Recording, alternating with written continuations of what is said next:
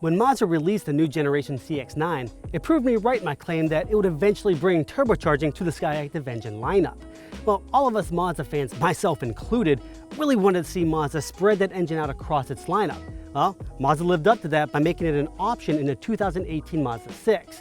Is this combination really all the rainbows and butterflies we thought it was going to be?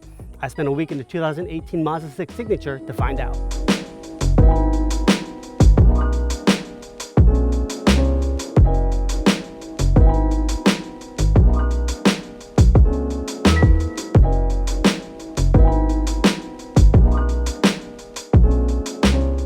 Now, at first glance, a 2018 Mazda 6 might look pretty much the same as it did before, but a closer examination shows that there are a good bit of changes.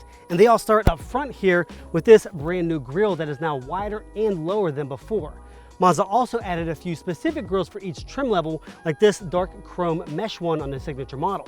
Now, this larger and lower grille does result in a slightly smaller bottom bumper that does shorten up the air intake a little bit, make it look a little bit less sporty, but it does look great as a whole. Rounding out the front end is your brand new extended dark chrome underline here that comes under these LED headlights that are now standard. Now, while that front end makes for a great main course, the side profile does make for a fine dessert as well. Starting up here with your front end, you have your inflated wheel wells that cover up these 19-inch wheels very nicely, and swoops down here down to the door, makes a nice shadow when the sun hits it the right way. But when you come further down the side, things start flattening out a little bit and gets a little bit boring. But Mazda makes up for that with this nice ridge line that comes up here and across the back over the back wheels. Now, as you move to the back end, you're going to notice the 2018 Mazda 6 has only a couple of changes. Those are brand new taillights and also this dark chrome applique that shoots off into the center of the taillight here. Now, the back end of the Mazda 6 is not quite as sporty as the front end, but it does still show off a little bit of personality with this dual exhaust.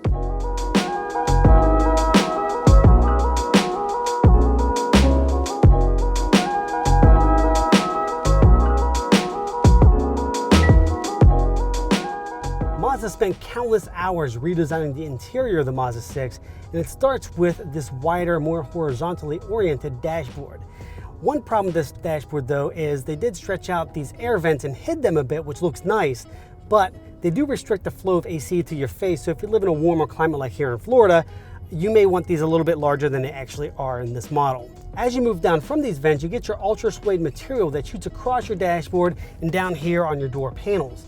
Now, another part that Mazda paid a lot of attention to are the HVAC controls. In previous years, these were double stacked. This year, Mazda actually stretched them out so they're all in one straight line, again widening this front end. Now, as you move back throughout the cabin, you see Mazda did not spare any expense. It says Napa leather seating, leather all over the place. Again, you have your suede here, a lot of piano black textures, and you have some wood trim up here.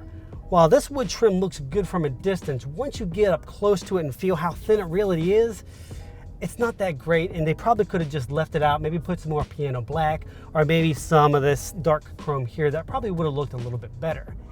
Now, when you move onto your seats, you are going to notice these are brand new seats, but they're just as comfortable as they were in previous years, so it kind of was hours of engineering wasted on some seats.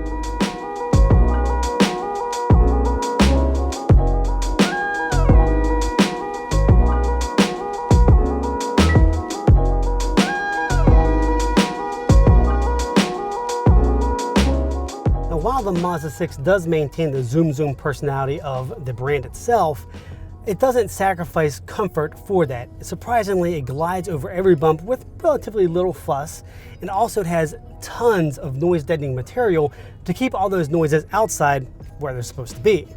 Now, moving into the seats, as I said, these are completely restyled for 2018, but they're pretty much just as comfortable as they were before. They feel just about the same as any mid-size family sedan, albeit those mid-size family sedan seats are wrapped up in sweet Napa leather with ventilation.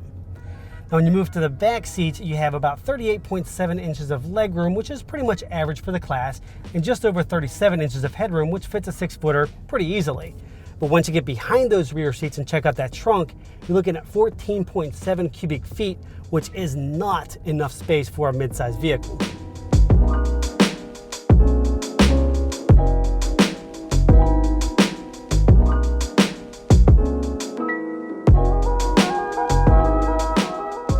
While there's lots of tech inside the 2018 Mazda 6, Some of it's great, some of it's kind of meh, and there's some of it that's also downright terrible. But let's start with the good stuff.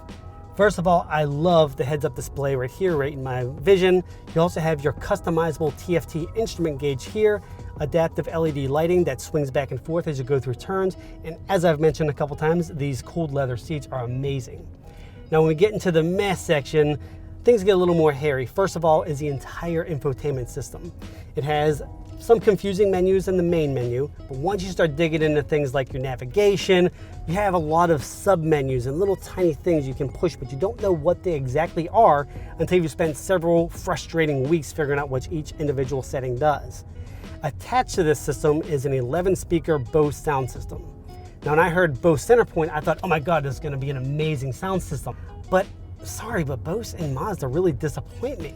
This 11-speaker sound system sounds decent at about mid-range volume, but once you crank it up, the bass gets a little too punchy and the treble just kind of fade off into nothing.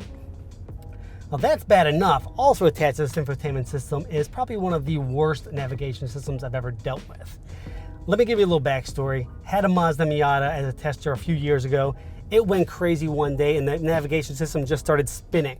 Well, I thought it was a one-off thing, but unfortunately, this is doing the exact same thing. Fortunately, this one I was able to reset it after just turning the ignition off and turning it back on, but it's done it multiple times, and then when you're in the middle of driving a long distance, the last thing you need is your infotainment system and your navigation system going haywire on you. Fortunately, as of September 2018, Mazda is making Android Auto and Apple CarPlay standard features on every 2018 Mazda 6. And if you happen to buy one beforehand, you can always swing by your dealership and have it installed for free.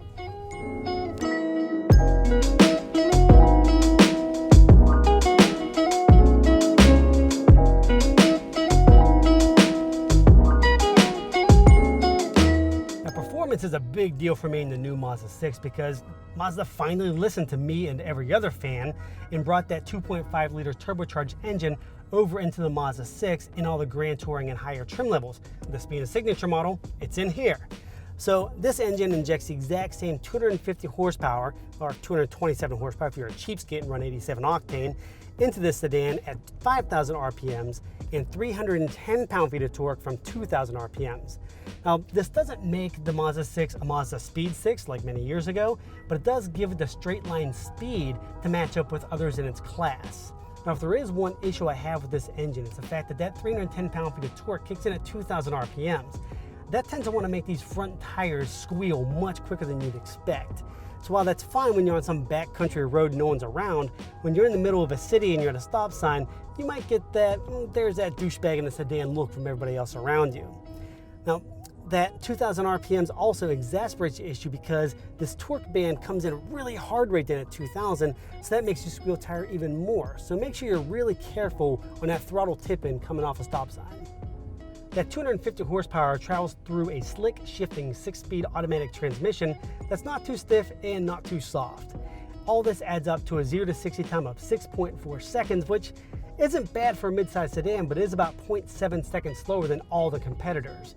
I think Mazda could help itself by making a manual transmission available on this, but unless it's going to create a Mazda speed model, which ain't going to happen, that's never going to happen. So we're just have to deal with this 6-speed automatic and a slightly slower 0 to 60 time.